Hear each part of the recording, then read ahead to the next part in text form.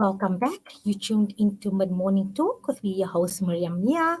And now we're into our educational insight segment. And educational insight is brought to you, this part of the show is brought to you by the stationery guys. For all your stationery needs, get Rotary paper for 265 Rand, arch lever files at 14 Rand, big orange pens at 3 Rand 95, portfolio files at 5 Rand, erasers at 250, HB pencils at 7 Rand. So for all your stationery needs, contact Stationery Guys on 084 878 6617 or find us on Instagram. It's Instagram at the Stationery Guys or email Kagan at Kagan trading.co.za, and all this information is on our runner on the Facebook screen. So you can just go click into Salam Media's Facebook and you will get the Stationery Guys contact details, and their website is also there. It's www.stationeryguys.co.za. So today we're talking comprehensive sexuality education that has been introduced as part of the life skills syllabus. And yes, many mixed feelings and mixed reactions to the comprehensive sexuality education. So just to give a background and a framework to this, comprehensive sexuality education was introduced in 2000 within the subjects of life orientation and life skills to ensure that learners do not get confusing and misleading messages regarding sex, sexuality, gender, and relationships. So the comprehensive sexuality education has been part of the South African curriculum for almost 20 years. However, the South African Cabinet recently approved the National Adolescent Sexual and Reproductive Health Rights Framework Strategy, which guides stakeholders in addressing the challenges that adolescents face in fully realizing their sexual and reproductive health and rights. So, what had happened subsequently is a comprehensive program was then developed aligned to the CAPS curriculum for grade 4s to matrics. Now, when this happened, many stakeholders felt they were excluded in the process, namely parents, and they are huge partners in education, as well as community leaders, religious groups, and also some educators have voiced their concern in terms of how comfortable they are and how qualified they are in terms of the new curriculum and the content they have to teach. I must say, I attended a workshop in March 2020 in terms of the content and the notes and the type of content that was being taught and the learning outcomes. And it's really difficult, sensitive, and comfortable subjects. So the concerns raised from a general concerns were raised over the comprehensive sexuality education include lack of consultation with key stakeholders. It is age inappropriate. It serves to sexualize children, promotes risky sexual behavior, undermines the authority of parents, and is a Western curriculum emanating from UNESCO, financed by USAID, unsuited to the African context. And these are the issues. So, on joining me to, to discuss comprehensive sexuality education, I'm joined by Dr. Shaida Umar, who's Clinical Director of Teddy Bear Clinic for Abused Children. I'm joined by Buiswe Impiri, and she's the National Program Director at UNESCO. And for those of you wondering what the UNESCO acronym stands for, that's the United Nations Educational, Scientific, and Cultural Education. And then finally, I'm joined by Mr. Rian van der Berg, whose portfolio is education, technology. He's an education and technology manager at for DESA. So I'd like to welcome all my guests. Assalamu alaikum, peace and blessings to you, Dr. Shaida, and thank you for joining us on Mid Morning Talk here on Salam Media.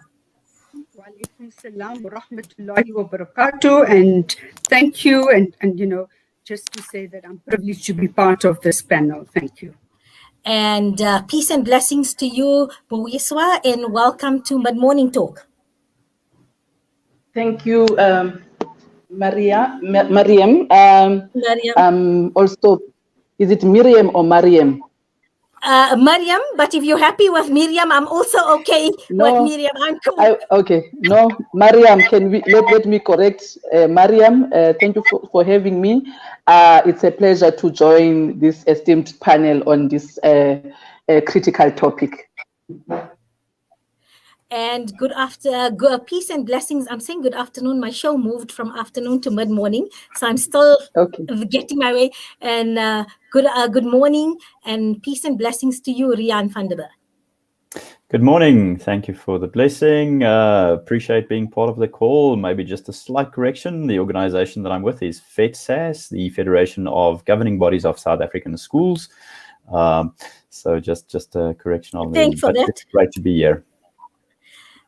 Okay, so today I said it's an explosive, very emotive topic. I see you already raising eyebrows, Rian, and I've put everybody in a hot seat, but I'm pleased that I have a qualified panel to take away some of the myths as well as put some of the facts. And also I'm hoping we can also just give parents some just ease and understanding in terms of the benefits of the program, and also some of the rumors that were going there and around in that, so we can just get clarity as well.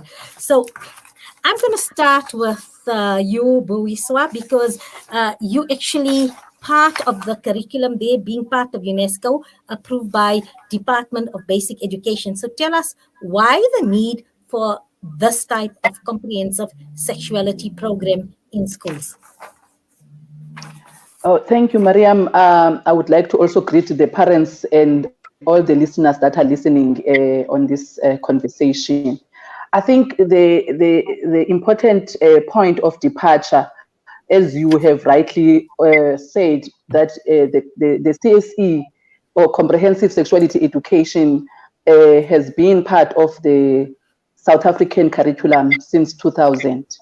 And the point of departure for the Department of Basic Education at the time of teaching life skills and life orientation to learners, it was in response to, at the time, to a policy that the Department of Basic Education had on HIV and life skills in schools. In light of the fact that in our country at that time we were experiencing very high new HIV infections, which we are still experiencing, especially among adolescents. The recent studies show that among adolescents, we are still having a high infection rate. Secondly, as a country, we also have a challenge around social issues. For example, issues around sexual abuse of children, gender-based violence, and the one of the others is intolerance, which leads to bullying in schools because children are perceived to be different than the norm.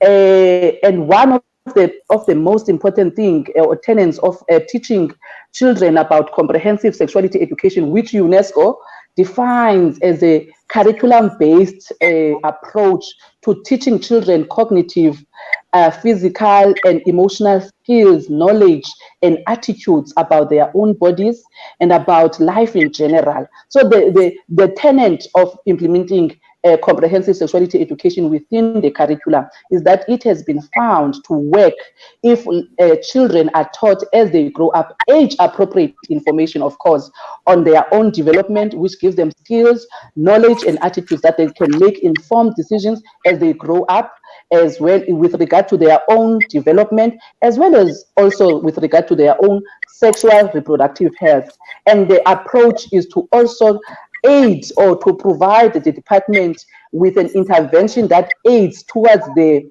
elimination of new HIV infections especially among young people in our country. So that is how comprehensive sexuality education has been strengthened in the curricula. Okay, thank you for that background and overlay. I need to bring Dr. Shaida Umar here because for many years, Dr. Shaida has been dealing with numerous cases of many types of abuse, including sexual abuse, sexual assault. And many times I've heard her come on air because many times perpetrators are indeed children themselves. So it was child upon child violence and abuse as well. And many times I heard Sister Shaida, Dr. Shaida Umar, speaking about the importance of rehabilitating the perpetrators as well as the victims of survivors. And hence, I think I'd like to hear her views in terms of the comprehensive sexuality program be taught at schools so that learners can be educated and empowered regarding sexual health and reproductive health.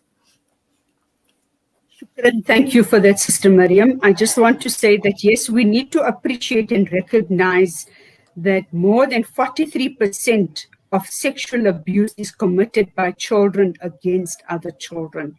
So a lot of children are not only violated outside of school, but also within the structures or framework of school. And the reality is that we always think that it is adults who are inciting or initiating acts of sexual violence against children. Unfortunately, as the statistics and our clinical practice informs us that many children are violated by their peers, age mates, and even younger children may be initiators of violence. So for me, the one important thing that stands out is rights, respect, and responsibility. And comprehensive sex education certainly is based on the idea that children have the right to be informed about their sexuality and to make responsible decisions. We know that that information is knowledge. Knowledge is power, and power certainly liberates. So children are made aware of acceptable and unacceptable behaviors, understanding their rights, understanding that they have recourse to access and where they can access that kind of support and the interventions to be followed. Now, you are completely correct when you said that the initiators of violence and the ones that are actually on the receiving end of this violence are both seen to be in need of care. According to the Children's Act, that they would certainly have a right to receive some kind of intervention to be rehabilitated and reintegrated. Because according to the Child Justice Act, we always look at how best in terms of restorative justice to provide interventions to an initiator of violence. Now, why I refer to them as initiators, because these are children we are speaking to.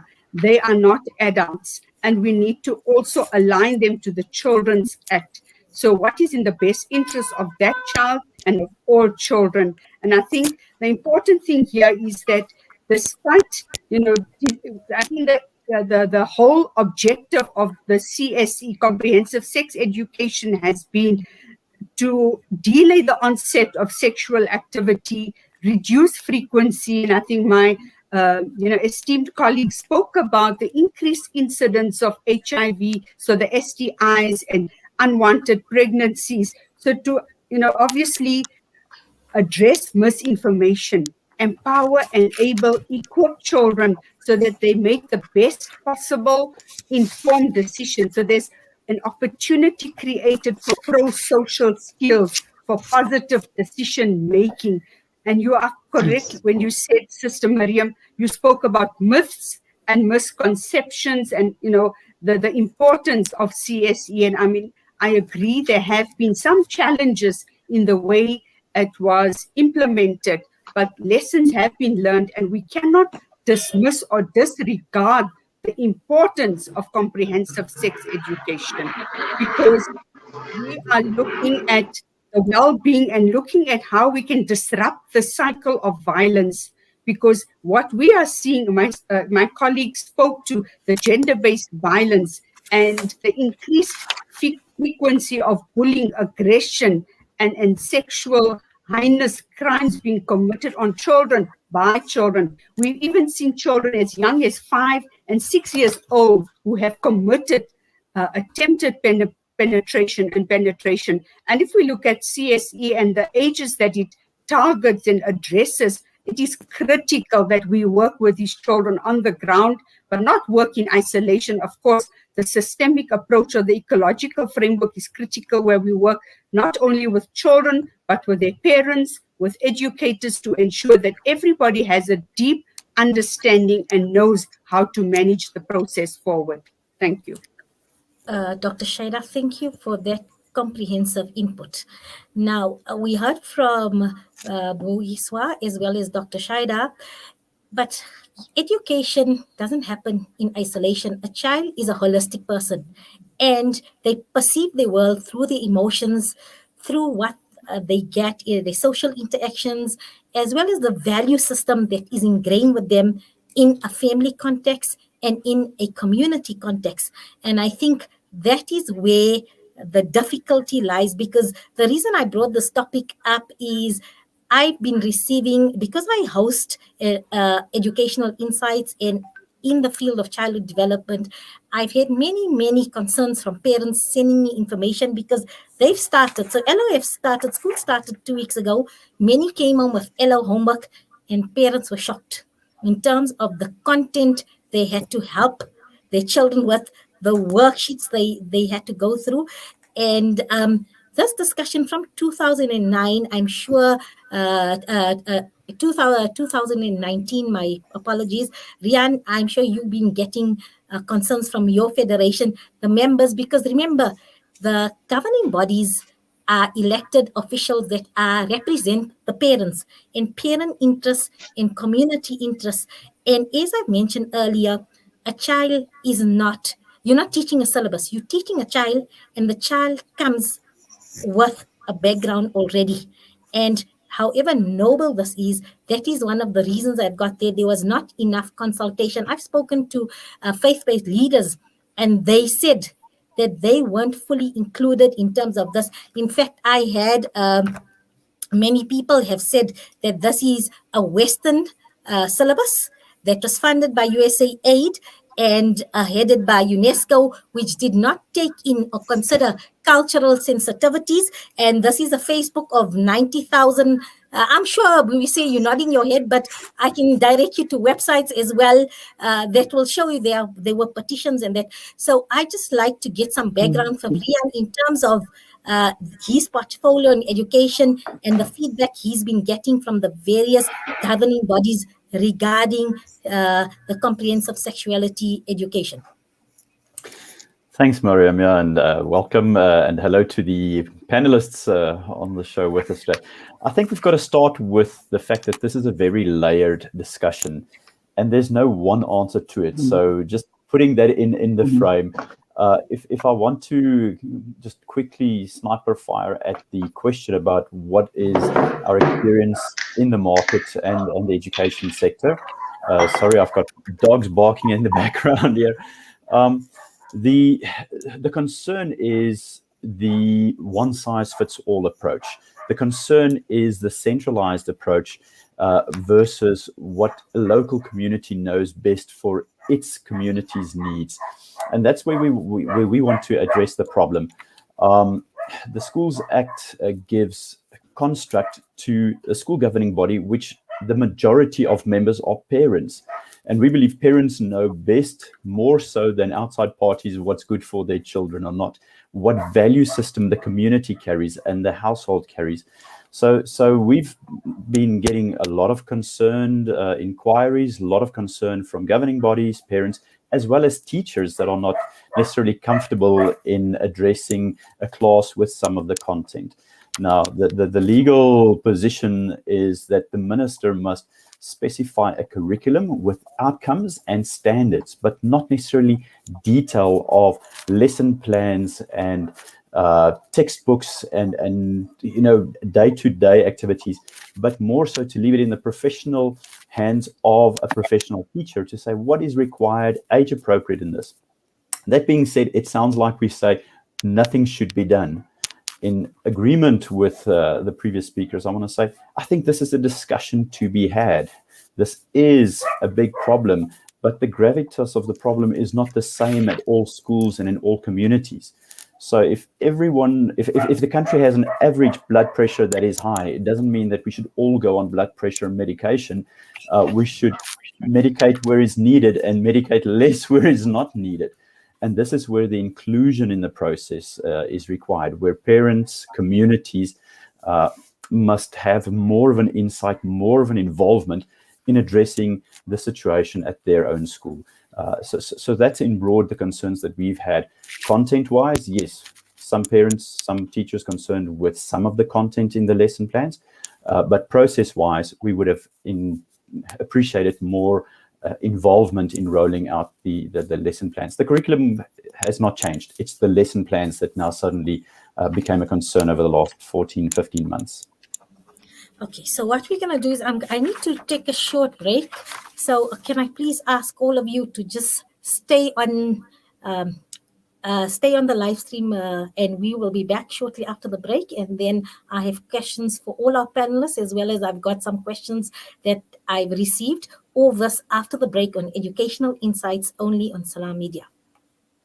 Osman's Taj Mahal Spice and Rice. For over 80 years, Osman's Taj Mahal have been perfecting the art of the perfect blend of spices, pure, aromatic, and well-seasoned. Spices to tantalize your taste buds. From creative cuisines to gastronomical gourmet goodies. From exotic odors to traditional dishes, Osman's Taj Mahal have remained synonymous with quality spices and condiments. Taj Mahal rice, beans, and lentils. Try our range of chili bite mixes, rose and ilachi syrup, our quick and easy biryani pack, and our traditional range of spice blends. Osman's Taj Mahal. There is no substitute for quality. From the townships of South Africa, the refugee camps in Syria, or orphanages in Yemen, the eyes of the needy speak volumes with just one glare. We know what it's like to be at ground zero, with food essentials, clothing and blankets, fresh water portal trucks, and even on-site navigators. We use every cent to better their tomorrow. Become part of our journey to bring relief to all. Go to www.ashrafulaid.org or call us on 011-809-8181.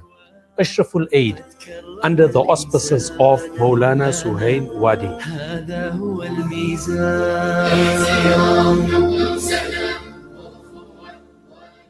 DusiMed Medicine Depot Retail Pharmacy and Emergency Medical Depot. Conveniently situated in the DusiMed Medical Center, corner Burger and Bosser Street, Pietermaritzburg. We provide safe, affordable and convenient medical facilities. Open till 10 p.m. every day of the year. We have a full house clinic that operates from 2 p.m. to 7 p.m., which is run by a qualified sister. The clinic offers immunization, vaccination, wellness, general consultation, and more. Call DusiMed Medicine Depot on 033 3421 DusiMed Medicine Depot, your pharmacy of choice. Connect and stay ahead with Salam Media. This is Salam Media, coming to you live from South Africa. Welcome back. You tuned into Educational Insights with me, your host, Miriam Mia.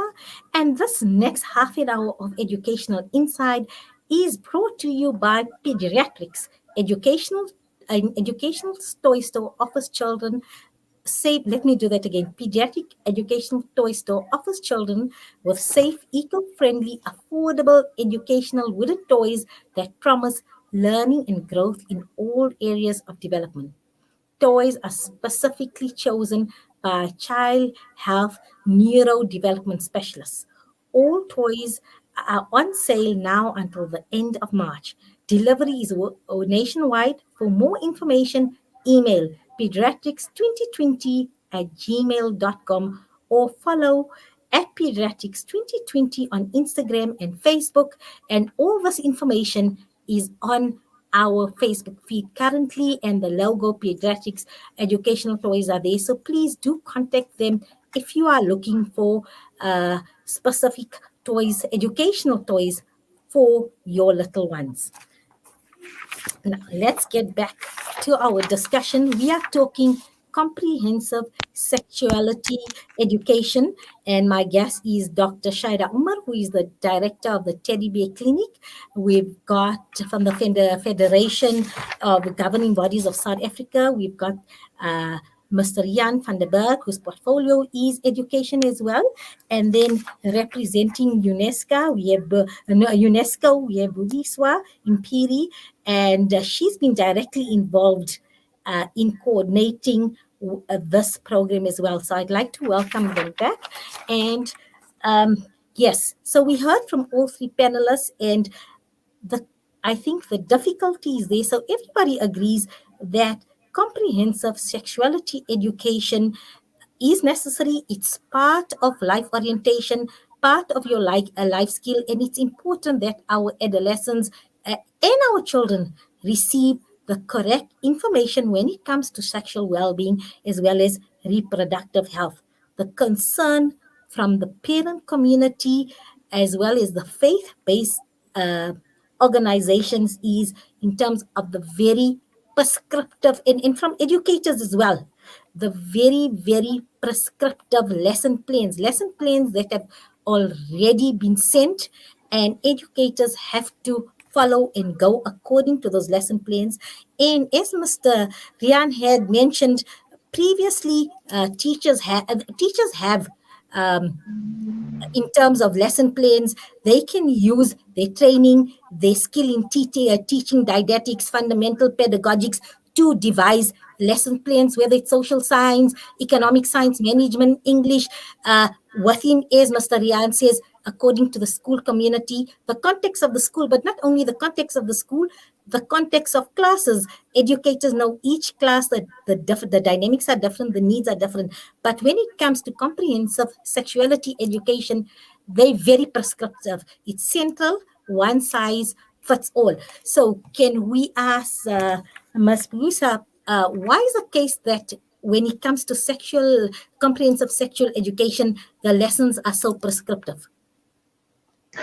Thank you for that question, and thank you for the input from the other panelists. I want to, before I give my response, to also acknowledge what you are saying, that children do not grow out of islands. They are a part of a family, they are part of a society. Therefore, and I want to also highlight the fact that for the Department of Basic Education, and my colleague from FEDSAS can also agree that within the Department of Basic Education, there are important three legs in terms of educating the learner. It's the learner, it's the teacher, and it's the parent.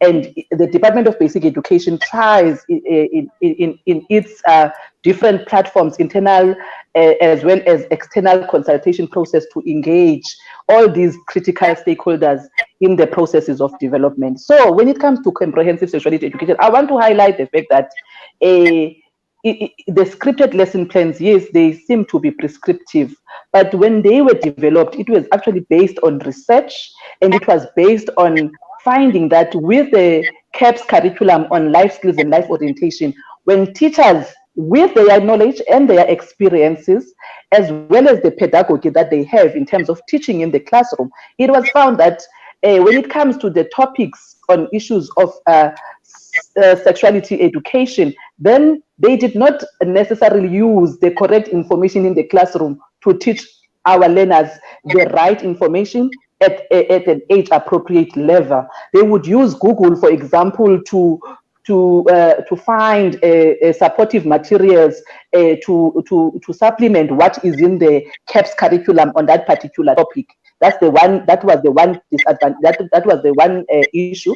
The second issue, educators themselves have indicated some uncomfortability when it comes to certain topics within the comprehensive sexuality education. As a result, when we are also even having engagements with learners in schools, they would actually avoid some of the topics that they needed to cover because they felt they were uncomfortable. And thirdly, we understand that there is an annual teaching plan, and educators have the right, because they've got the expertise and the knowledge and the skills to teach according to their annual plan. So the scripted lesson plans have been developed as a resource tool to aid educators to be able to navigate the right content in the life orientation that covers those sensitive topics that they felt themselves, because there was a research that was done by the Department of Basic Education that they are not comfortable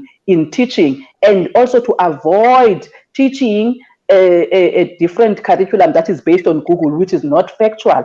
So the scripted lesson plans have been developed as a resource tool. Now, in line with the issue of parental involvement, we understand that parents are a key stakeholder in raising their children. But this is the curriculum, number one. But the Department of Education, for example, especially in the process on the scripted lesson plans, because this is still these scripted lesson plans are still being tested in certain schools in 5 provinces, because it's not yet in all the schools. And in those schools where they are being tested, school governing bodies in that particular schools have been trained and orientated on the topics that are in the scripted lesson plans, so that they can give their input. In fact, some of the lesson plans have been adjusted based on the input that was received from school governing bodies.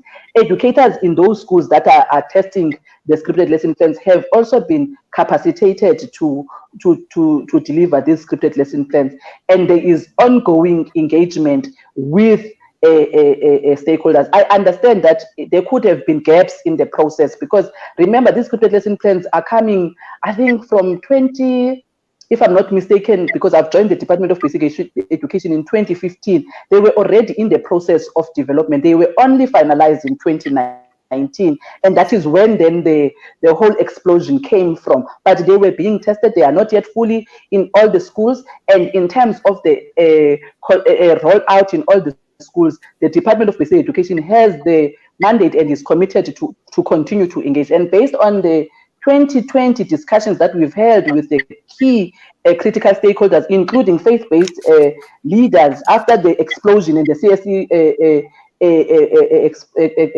opposition that we experienced as a country, as a department, including partners like UNESCO and USAID, all the partners that are supporting Department of Basic Education in the implementation of the scripted lesson plans, have made a commitment that we will continue to engage. But right now, we want to say to parents, they are a key stakeholder, and that is the reason why children take those activities, homework, those worksheets into the to parents, so that parents may know what is in the curriculum that their children are being taught, so that they can support. Can I just come in there, because I've been sent grade 6 worksheet, the positive self-esteem puberty one. Yes. And I think so it wasn't only to take home for parents to see, but parents then were assisting the children with the homework, and the parents, first of all, for one lesson, it was really, really fully loaded.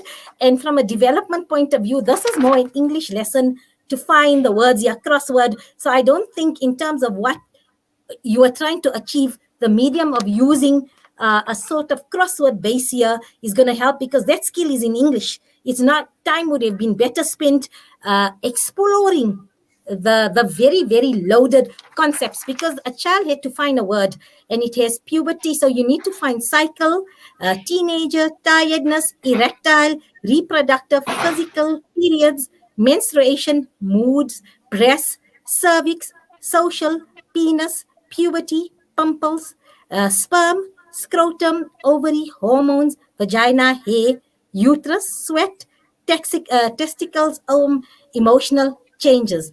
Dr. Shaida, such a loaded worksheet. Children need to find these words here.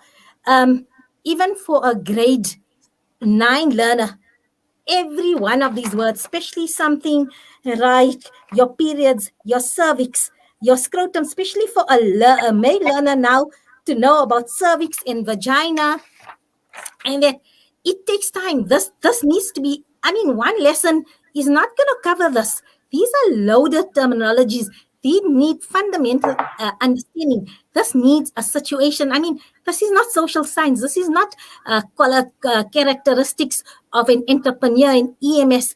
These need a trained psychologist. Even me, as a childhood development specialist, discussing each word, each of these terms would take me at least 15 minutes to get there, to first brief them, and thereafter, there's not enough time in the LO syllabus to have every fortnightly debriefing sessions.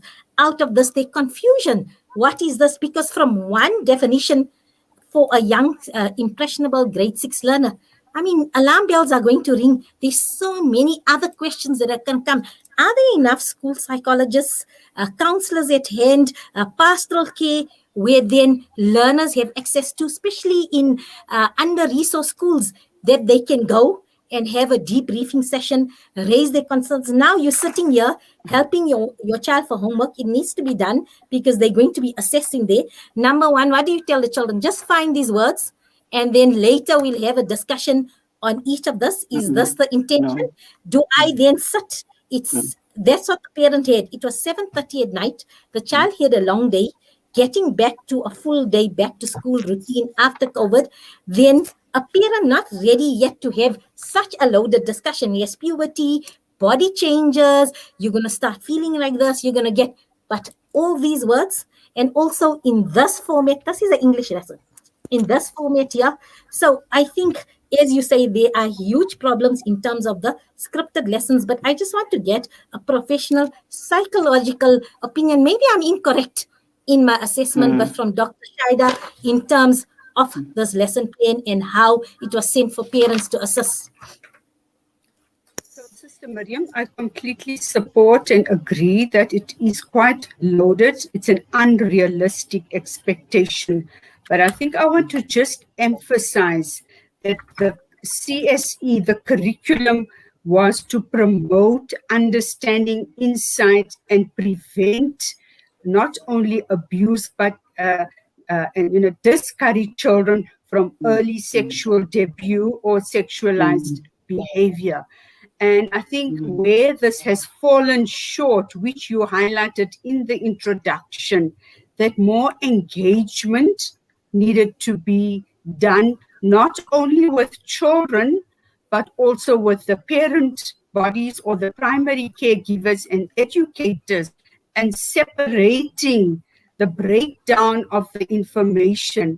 I think providing one sheet and expecting children to complete that, but when we know that many of our first languages as we speak is not English. My first language is not English. So to give something so heavy and loaded to a child would certainly place a lot of burden, but also overwhelm the parent with just performing the duties and fulfilling their responsibilities of getting the homework done. I think this could actually induce trauma because it's a lot of confusion to put, a lot of information firstly to process. And when there are not clear-cut answers, what does that do? It creates confusion. And when confusion is not addressed, it could traumatize a child. So instead of helping the child, it becomes harmful. And I think that's where the challenge lies, where we've been able to find, identify that it's not the actual curriculum, it's how the curriculum is broken down and how it's delivered. And that's where education needs to address it. But I fully support the fact that there is a structure and a framework, but obviously it needs to be unpacked and worked maybe a little bit differently, because these are some of the lessons learned. And from these lessons, we could certainly ensure that children and families could benefit, where children are more empowered and are able to make those informed choices and decisions. Thank you. Thank you, Dr. Shaida, for that. I want to bring Mr. Rian into the conversation now. I'm sure these are the type of concerns you're getting. So we're all in agreement that it is important to have correct information. It is important that you have a comprehensive sexual education system in there, a curriculum in place. So there's no debate regarding that and explanation. But this is problematic, and this is just one of many, many, many, many notes, and also it fails in many in terms of the learning outcome it achieves, because even the mean of the worksheet, the way it's implemented, this worksheet is not going to assist anybody in terms of getting a fundamental understanding of positive self-esteem and puberty. So what we need to know is, this is currently what learners are going to be assessed in. Mr. Yan, what have your members been saying? What have the school management in terms of difficulty? And the other thing we need to acknowledge, even LO educators are finding difficult to teach this content, especially when it's a co-ed class, because there are certain differences. You get in a grade 6, everybody starts laughing. Just say the word cycle or vagina, cervix, everybody starts nervous. Girls feel conscious. They feel upset because an environment is not created. So in terms of the feedback you're getting, and are there any solutions offered from the federation side in terms of in the very near future in terms of the notes in the lesson plans? Yeah, I think to answer that straight up is we believe that the governing body, the local community, should investigate what material is apt for introducing it in their local school community. So there are multiple curriculums or lesson plans or textbooks and alternatives to what is available from UNESCO, so that it fits into the local context. I think what's important for us and what we're hearing is that parents are concerned about values. It feels like there's a value infringement. This is not how we would like to do it, how we plan to do it, how we see it playing out. And suddenly we're being told to do it in this way. And I think that's it. So I want to agree with you. And that's what we're hearing from school governing bodies, that we need to have the discussion. That is, yes, we agree. What is in the curriculum is also slightly debatable. And then the delivery, how it's being done. One of the fundamentals of education is sadly the fact that we teach to the test. It's as if it doesn't count for marks, we don't do it. And we're not interested in it. Where something like comprehensive sexual education is not, you can't get 100% for sex. Hopefully not, So you should teach a value system and content, really education and not qualification. You can't get qualified in this.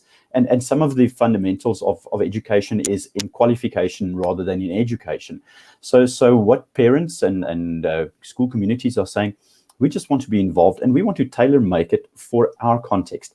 And as you said, a co-ed class, I'm the only man in this discussion, and I'm like, okay, my goodness, we've got to be mature about this, to discuss it openly and sensibly, that it does not offend, does not put you in the spot. And I think that's what school governing bodies are hoping for and applying. In our context, we see a lot of schools saying, no, we're not going to just follow the stream. We're going to do exactly what is required here in consultation, not as a broader society with government, but as a local community and local society to our school governing body, because each neighborhood differs from another neighborhood. So we're saying one size fits all is one of the biggest problems. One size fits one. And even in a class, there's learner DNA. There's not necessarily class DNA. So I think we've got to be very sensitive in unpacking this and making sure that we address the problem, that, but with what is the content? There were very graphic material lesson plans circulated early on in this stage. We thought, that is really like on the edge of being difficult pictures to show to young kids. And then how? I think you need the counselors, the pastoral care, and probably a session with parents before you have a session with learners. So it's an educating the society. One's got to remember that school is reflection of society, not the other way around. Society is not a reflection of school. School is not. We're running out of time. Sorry I just want viewers to respond. Yes, you've also acknowledged in terms of the lesson plans, there are shortfall. Dr. Shada has concurred. Where to in the short term, and how prescriptive is this? Are schools then allowed, school management along with the LO HODs and LO educators, can they then modify some of the lessons according to their learner group, according to their classrooms? How much leeway do they have to adapt some of them, while the important facts and messages will still get through in terms of the learning content output? Can they then adapt it to their school community, to their classroom side, and the needs of this? Or is this the final scripted lessons that everybody in South Africa Department of Education has to do? So that's my question for you. Okay, thank you, Mariam. Can I first correct? This is not a UNESCO curriculum. UNESCO has never given any curriculum to the Department of Basic Education. UNESCO has what we call international guidance on sexuality education, which just guides governments all over the globe on topics to cover at what age, with what kind of, with what learners. So I just want to clarify that, and secondly to say that the scripted lesson plans in South Africa, they were developed using South African-based experts, not anybody from the Western world, as it was implied before. So the people that were writing on the scripted lesson plans, actually most of them, I am not a curriculum-based specialist, were curriculum-based specialists. They were educators, they were lecturers at academics at universities. Therefore, they came together. And I want to highlight understanding that there are perhaps gaps, and we need to also be honest with ourselves. As you said in the beginning when you introduced this topic, these are very sensitive topics, and you will find that maybe it's 5% of the entire curriculum, this part that people are very sensitive about, because parents are now shocked. But a vagina is a vagina in terms of the body in the English. So if I'm not English, in my Xhosa language, it's another, it's still the name of the body. Because first of all, if we don't teach learners to understand their body parts, because I just want to give context to this a lesson in particular that we are talking about. Sorry, I'm using my phone, so now it is calling me. Okay, you back. Yes, I'm back. So I want to quickly give a context to this lesson. Quickly, I'm going to try and be very brief. Mariam and colleagues, remember that curriculum is built on previous knowledge. Learners from preschool get to be taught about their bodies. This is my body. These are my arms. This is my head. The time that parents become now shocked and be emotional is when now learners are being taught about, this is my breast, this is my vagina, this is my penis, and these are private parts. And the context to this lesson actually in grade 4 is actually about respecting my body and respecting the bodies of others, so that we know that in the body there are private parts which no one is supposed to be touching except myself, or even maybe my parents if they are helping me. That is actually the background, if one can go into that context. And if we're just going to pull just one worksheet and say it's loaded without understanding what came before that worksheet, of course, we are going to feel this is too much for the children and this is too much for the parents. And I want to say that to parents, it's better that we also look at the entire curriculum to see how it has built up to grade 4 when we get now to the part of understanding the puberty. Because this lesson, as much as it's maybe finding words and so forth, there is an opportunity in the classroom to discuss and to share. And I also acknowledge that, yes, we need to have professional people at the background to support teachers in the things that come out. Because when in fact on this particular lesson, when this lesson has happened in the classroom, you will be amazed, because right now I also want to emphasize it's still being tested. Life orientation teachers, yes, they get overwhelmed, because immediately after this lesson, some children go to them to say, actually, I have been touched in my private parts, because it's for the first time that they get to know when you are touched in a certain way in your private part, it's not right. So in the classroom, there is a discussion that happens. It's just maybe unfortunate. I don't know the background of how this one landed up with the parent and so forth, and how maybe the kid has brought it, and the parent, when they saw the names of the body part, they became shocked. And my view, I'm a social worker by profession, my view is that parents become shocked when it comes to these. They say it's sensitive, but how is having a vagina as a woman in my body sensitive? I think it wasn't that they were shocked. It was that obviously the child didn't process all those meanings. So while they're looking for it, I understand. So it wasn't the parent shocked. It was in at 7:30 at night now, having to sit, Okay. having to explain each concept here, because Yes. remember last year COVID, it was online, back at school, blended learning. So No, I the thing understand. is, they didn't master. As you say, the progression is there. The curriculum means well, the syllabus means well, but they didn't master all this, because remember, So, LO okay, lesson, maybe. that was the issue. The other thing is, Uh, so I need to ask you, so that Mr. Rian is I think hearing, yes, so he can communicate yes, to his members. How much yes. leeway do LO educators have to take your lesson plan according to their class's needs, the DNA of their class, individual learners? Can they then adapt and modify? Look, they train specialists. They've trained at universities. Yes. They get professional development. So do they have leeway to adapt this while still at the end your learning outcome is there? Can they modify, change things around? Do they have leeway, or it's scripted, prescriptive, and that's it?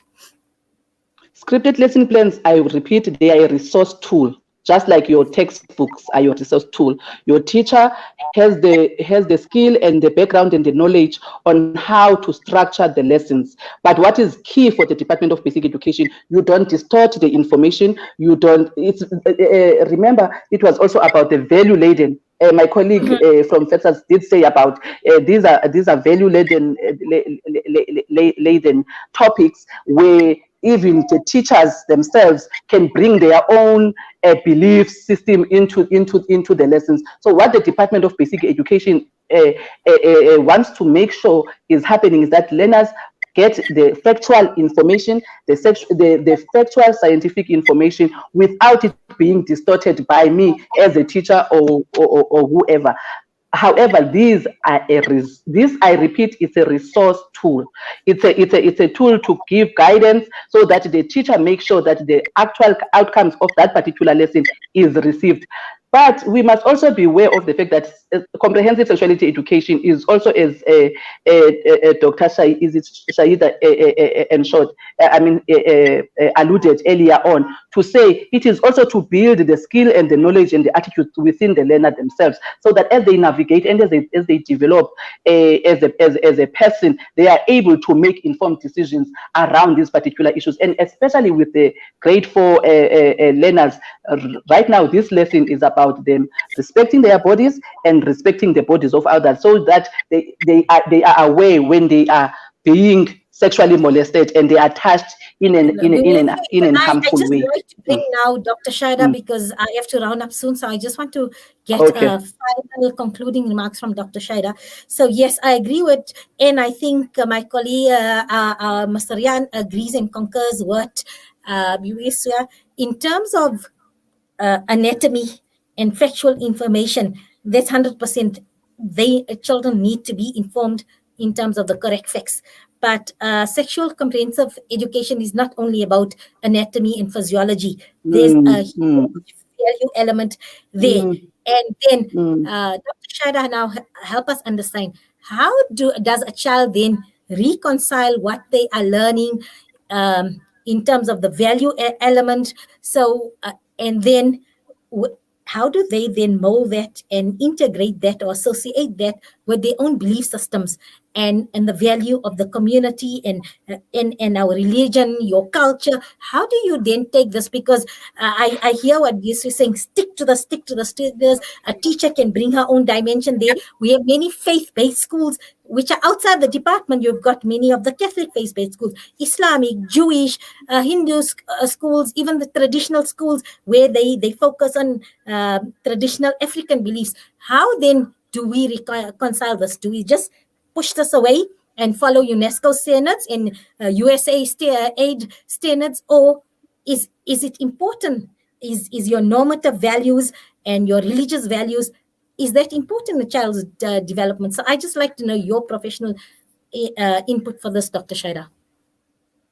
Shukran, Mariam. So yes, absolutely. I think we at the Teddy Bear Foundation for Abused Children always look at something that is critical in the child's development. So analyzing values and attitudes is a strong component of what we deliver. And those analyzing values and attitudes does not only focus on the child, but the child is a part of a whole, nested in symptoms and layers. So we bring in the family as well. And I think that is something that needs to be addressed, where pre-briefing sessions need to be done with caregivers or parents so that everybody's on the same page. I don't think CSE is dismissing or disregarding different beliefs or religions or values, but at the same time, in order to ensure that parents have a deeper understanding that they can respond appropriately, adequately, and constructively to their child's needs on the ground, everybody's values need to be looked at and factored into this program and implementation. So, I mean, simple examples where we speak to children about their understanding of sex, parents' understanding of sex. At what age is it allowed? So, and why would they engage in sex? So these are things that I think are lessons and opportunities. This is not a crisis in education. I do believe it's an opportunity to ensure that we can reach out to families and enhance positive choices and disrupt and break that cycle of abuse. Respect is critical. I like what Buiswa said. That is what we do. We start from your preschoolers looking at respecting, understanding safe and unsafe touches, acceptable and unacceptable behaviors. And I think that is something that we would have to look at when we speak about the ecological framework, that we do not work in isolation. Brian has alluded to that, Buiswa has alluded to that. Moving forward, analyzing values and attitudes, we need to work with the child, the educators, the family, and even beyond that, you identify civil society organizations, faith-based organizations, who all have to be part of this process. I think this is a lesson in progress. It's not something that is cast in stone, and we can still give inputs to ensure that it benefits children to the maximum. Thank you. Thank you, Dr. Shaida Umar. I know you're very busy, but we so appreciate your time. You've given us your time and your expertise on this. Mr. Rian, as Dr. Shaida said, and I think Buyeswe will agree that it's not cast in stone. So I think from your side and the Federation side, I think maybe the message can be passed down to individual school governing bodies that they should be a platform for parents to voice their concerns, be specific what is concerning them. So be specific. So this parent, this was concerning them, this was specific, this was, so instead of just throwing myths around or maybe finding flaws in wanting to tear this comprehensive sexuality, it's not going away. It's important. We've all agreed children need to be educated with factual, correct information. So I think create platforms for parents to raise exact concerns, pinpoint areas of concerns, whether it's value-based, whether it's in the lesson plans, whether it's terminology, whatever it is. I need the platform. And then previously on your end, I think department then needs to sit down, maybe form a think tank with all various stakeholders and continually engaging until we come up with something that, you know what, we can take forward in the future and something we can be proud of. We have the best constitution in the world, so let's make this ours that we've created. That is, it speaks to who we are, the Rainbow Nation, and it speaks to what we can do in South Africa. So I think more engagement is needed. Somebody like Dr. Shaida definitely needs to come up on board as well in terms of her expertise and experience. But I think engagement, consultation, this is not cast in stone. Let's rather regard it as a work in progress. Thank you for joining us, Mr. Rian and Dr. Shaida, and hopefully we can engage with you in the future. Maybe let's look at end of the year, how it progressed and how it developed and what changes were made. And I think we've lost Buyeswa, but I'd like to thank you for your time as well. I've just got a comment on Facebook from Bibi Aisha Monia Hafiji. She says, according to the law in science psychologists, a sexual abuse complaint loses credibility when children cannot correctly point out which part of their bodies were violated. I see Dr. Shada nodding. If a child can use the correct anatomical words, it gives more accurate evidence of where they were touched or hurt. Penis, vagina, and breast are not dirty word. Let's start with this. Absolutely correct, but I think there was a misunderstanding. It wasn't that the parent had issue with the words. It was loaded and the child didn't fully comprehend those words, drawing upon previous experience. So hopefully we can have this conversation again with a lot more clarity, and I think everybody being on the same page and supportive of their child's education or comprehensive sexual education in their LO lessons. Thank you for joining us, and it's indeed good afternoon. May you be under the mercy and the protection of the Almighty. And with that, we're going to leave it. We're going to go for a short commercial break. And when we're back, it's time for our hashtag kindness and compassion segment. Thank you very much.